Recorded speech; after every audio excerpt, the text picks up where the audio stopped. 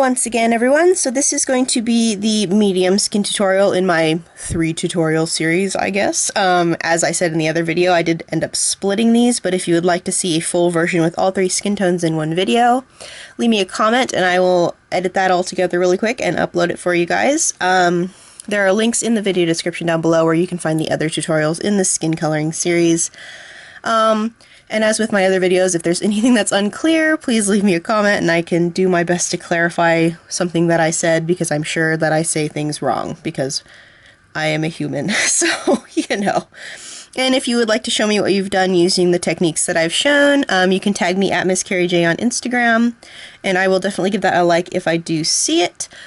Please feel free to request other skin tutorials and other tutorials in general, since I definitely am doing those now and stuff. So this will be the medium skin tutorial, and I guess we'll get started with that right now. Alright, so this is going to be the medium skin. And the colors I will be using are rolling away. There we go. Stop rolling away. Oh my god. So, oh my god. These chow markers, they just roll all over the place. So I'm going to be using the colorless blender again.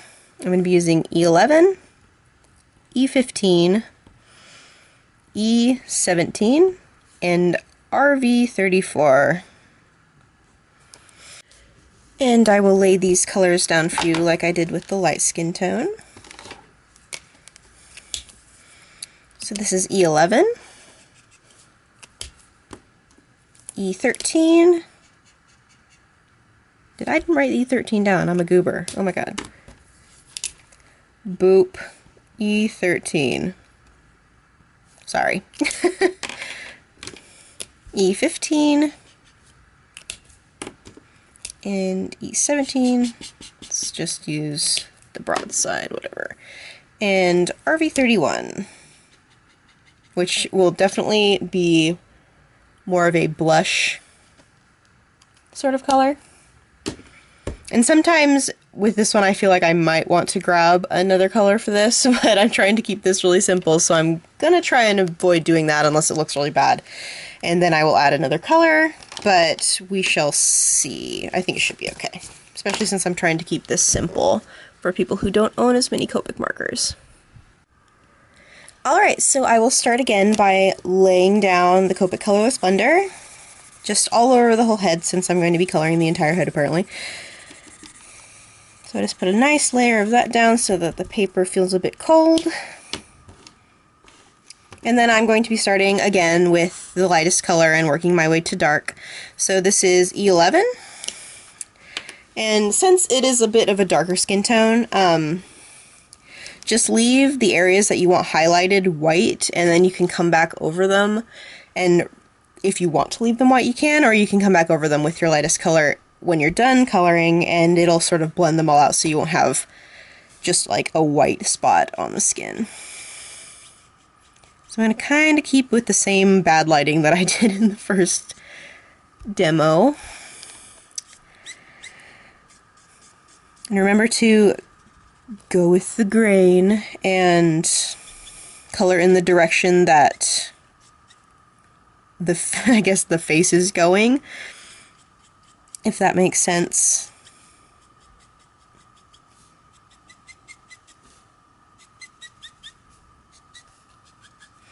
And remember to use quick strokes. Wow, look at that. I colored outside the line. I'm so professional. Whatever.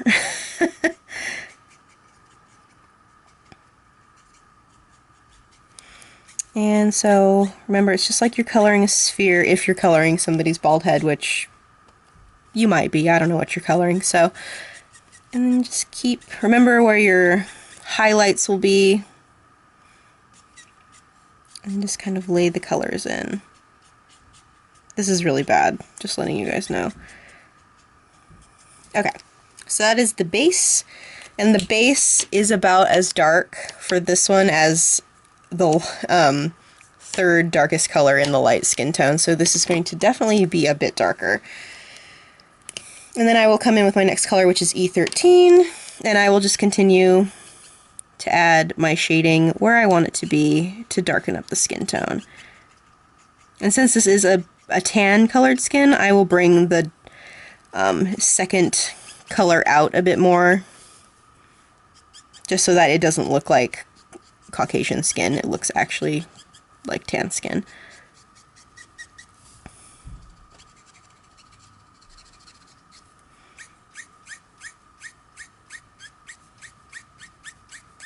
And if you notice when you're coloring that you are getting streak marks, the way to overcome that is definitely practice. Copics are a bit temperamental to use, so, you know, you just gotta practice, and then eventually you'll learn how to color and not get streaks. Like, I still get streaks all the time, but you can they blend out so easily that it doesn't really make much of a difference anymore. For me, anyway. Alright, so I'm going to come in now with E15, which is my third darkest color, and I'm going to keep doing what I've been doing and just layering it in and pulling out a bit more since we're doing a tan skin.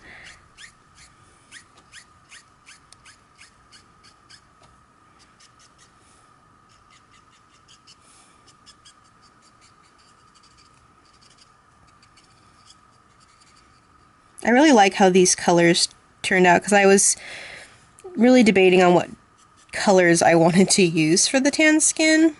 I like the E10s, I guess, because they're really warm and red, and I like that as opposed to like a cool brown.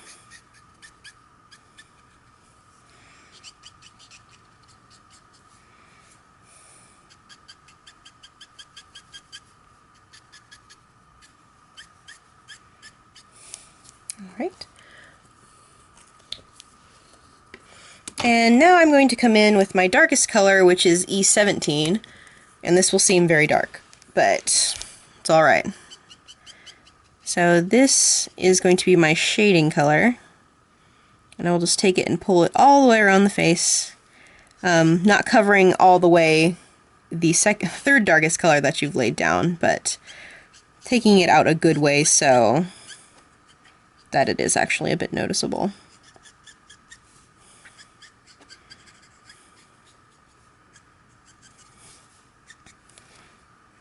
If you can hear my squeaky chair, I'm really sorry. I just noticed that it was being kind of loud right now.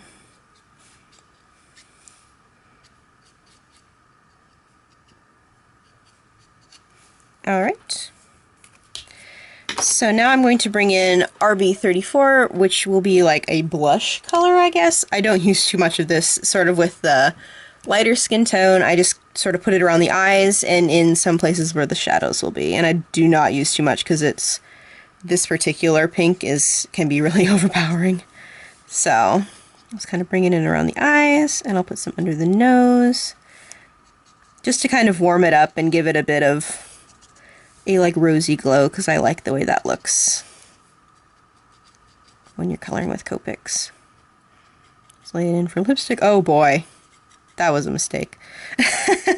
But you can also take this and pull it up and do like that 1940s cheek, and it looks pretty good.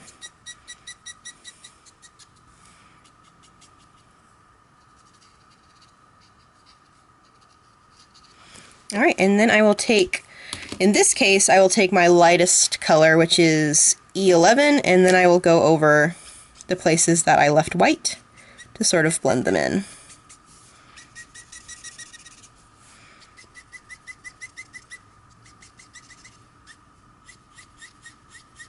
I am not doing a very good job of coloring inside my own lines today. Sorry, guys. I'll go over this as well. And when you want to blend these in, color in circles. That usually helps to take away some of the streak marks, and definitely helps to make your coloring look a bit smoother if you color in small circles. And that is it. So if you decide that you want to add a bit more contrast after you've blended everything out, you can come back in with either your second darkest color. I'm using E13, which is not what I want to use. I'm going to bring back in E15, which is my third darkest color, and then you can just add more contrast in wherever you feel it is necessary. it may not be necessary at all, but that is definitely a artist's judgment call. So, alright, that is it for the medium skin tutorial.